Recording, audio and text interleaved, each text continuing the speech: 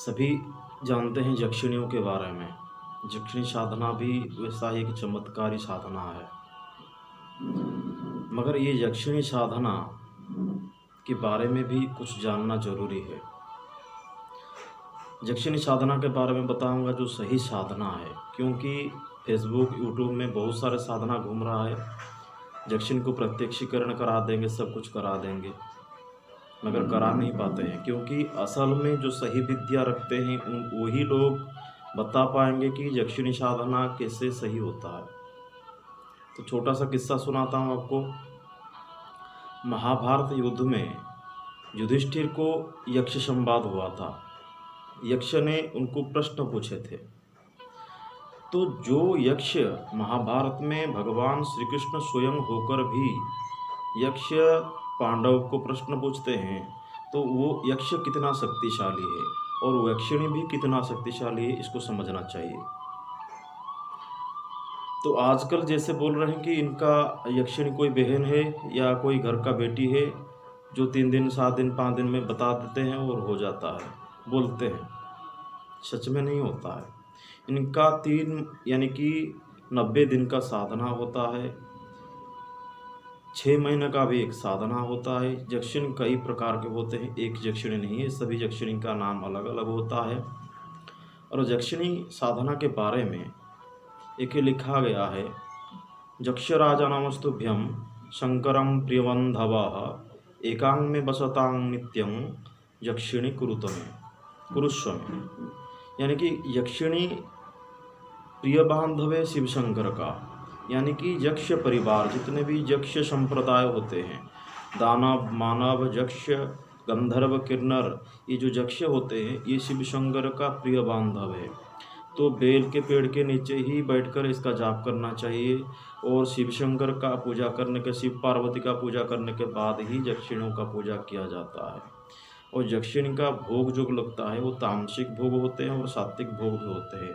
सात्विक यक्षिणी खूब कम होते हैं और तामसिक यक्षिणी ज़्यादा फल देते हैं। और यक्षिणी साधना में जो अंग बलि लगता है, अंग बलि भी लगता है। अंग बलि यानी कि अपने साधक का खून जो देना पड़ता है वो अंग बलि लगता है, लेते हैं यक्षिणियाँ। और यक्षिणी बहुत सारा परीक्षा करते हैं। और यक्षिणी साधना एक देवी देवता साधना जैसा ही स्ट्रांग है और शक्तिशाली है। कोई पिशाची साधना नहीं है जो आसानी से हो जाएगा। फिर भी पिशाची साधना आसानी से नहीं होता है। खाली भूत और प्रेत साधना आसानी से 2 दिन तो 3 दिन में या 1 दिन में भी हो जाता है। परंतु ये जो यक्षिणी साधना है उसके लिए सभी विधान करना भी ज़रूरत है। और आपको सात्विकी भोजन करना है, आपको सब कुछ सही तरीके से रहना है। और उसका भोग जो है उसको भोग लगाना है। उसका भोग 5 प्रकार का भोग दिया जाता है।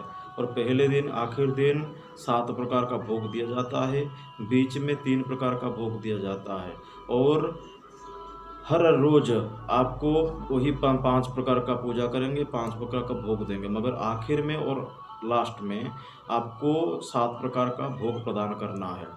उसमें बलि भी आता है, बलि भी चढ़ाना है और अंग बलि भी दिया जाता है। अंग बलि देने के बाद वो प्रसन्न होती है।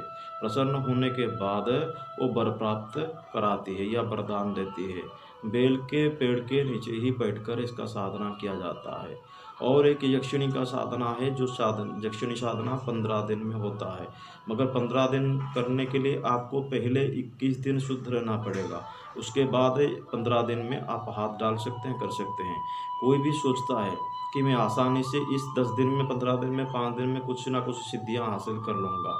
तो जो साधक लोग बैठे हैं, तो मैं भी खुद ही बैठा हूँ, सालों साल सेवा करके गुरुजी के लिए खाना बना के उनके साथ पहरा देने के लिए जाने से लेकर खुद ही सब कुछ करने के बाद ही थोड़ा कुछ मिला के सब कुछ मिला। तो आजकल सभी क्या सोच रहे हैं कि हमें तुरंत ही मिल जाएगा, तुरंत मिलेगा, मगर गुरु के आशीर्वाद से मिलेगा। क्योंकि जो धन इकट्ठा करके एक आदमी बहुत कष्ट से रखा हुआ है, तो उसका मर्जी है किसको वो धन को वो देगा आराम से खर्चा करने के लिए। और जिनके भाग्य में लिखा है बैठकर खाने के लिए, तो वही लोग को ही मिलेगा उस चीज़ को। तो बैठकर खाने के लिए आपका भाग्य में लिखा होना जरूरी है और आपका किस्मत आपके साथ देना जरूरी है। तो यक्षिणी साधना प्रत्यक्षीकरण होता है, मैं आपको प्रत्यक्षीकरण करवा के भी दिखा दूंगा। यक्षिणी साधना में सब कुछ संभव होता है, देवी देवता साधना जैसे। आखिर में बाद में बात करेंगे पिशाची साधना कैसे होता है। पिशाची साधना का पूरा विधान मैं आपको बताऊंगा, मगर विधान को देखकर आप कुछ मत कीजिए, क्योंकि कुछ करने से पहले संपर्क कीजिए, जानिए, उसको पहचानिए, परख कीजिए, उसके बाद कीजिए, नहीं तो आपका बुरा ही हो सकता है। क्योंकि तंत्र का चीज़ ऐसा चीज़ है जिसको करने से आपको अगर उल्टा करेंगे तो बुरा ही होगा। तो यक्षिणी साधना के बारे में मैंने बताया, उसका मंत्र अलग होता है। मंत्र तो दिया नहीं जाता है, मंत्र गुरुमुख से ही दिया जाता है और गुरु से ही लिया जाता है।